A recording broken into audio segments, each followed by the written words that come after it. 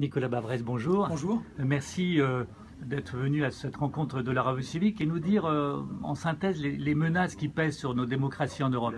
Quelles sont-elles? Alors je crois qu'au-delà de l'Europe, la démocratie vit sa crise la plus sérieuse depuis les années 30.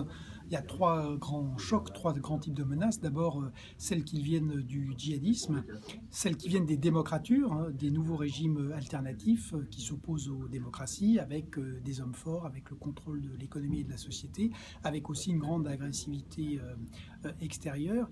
Et puis enfin, il y a une menace qui vient de l'intérieur, c'est le populisme et la démagogie. Depuis Athènes, l'invention de la démocratie, on sait que c'est un péril qui est absolument majeur et il est aujourd'hui à l'œuvre. Donc on a finalement deux grandes lignes de clivage qui montent, la démocratie contre la démocrature et puis à l'intérieur du monde démocratique, la démocratie libérale contre la démocratie libérale. Et évidemment, ce combat se joue, un des grands terrains où se joue ce combat, c'est évidemment l'Europe. Et comment renforcer finalement nos défenses démocratiques en France et dans le reste de l'Europe?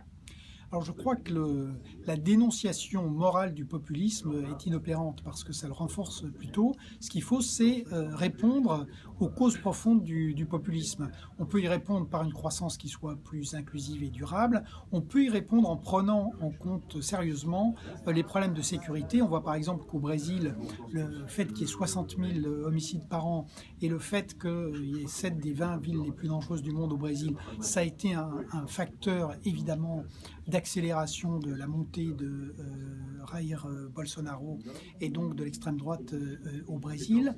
Et puis, il faut y répondre évidemment en montrant que cette sécurité peut être obtenue tout en respectant l'état de droit. Donc, il faut désarmer auprès des citoyens l'idée qu'aujourd'hui, pour arbitrer, pour avoir de la sécurité, il faut renoncer à la liberté.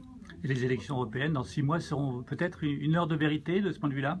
Alors les élections européennes seront sûrement une heure de vérité. D'une certaine manière, ce sera sans doute les élections les plus politiques et les plus importantes pour l'Europe depuis qu'on a créé ce scrutin, parce que c'est une élection qui va se jouer, à mon avis, sur le terrain des valeurs. Le risque, c'est que ce soit un référendum sur l'immigration, mais ce qui est certain, c'est que ça va obliger à parler des fondamentaux de l'Europe, c'est-à-dire qu'est-ce qu'on veut faire, avec qui le faire et quels sont vraiment les principes qui unissent les Européens et qu'ils sont prêts à défendre dans un monde qui est un monde de fait extrêmement nouveau et dangereux puisque finalement l'ordre de 1945 est en train d'être abattu par Donald Trump et l'Europe était fille de cet ordre de 1945. Donc elle doit, pour survivre, se réinventer et ça va être un des enjeux de ces élections.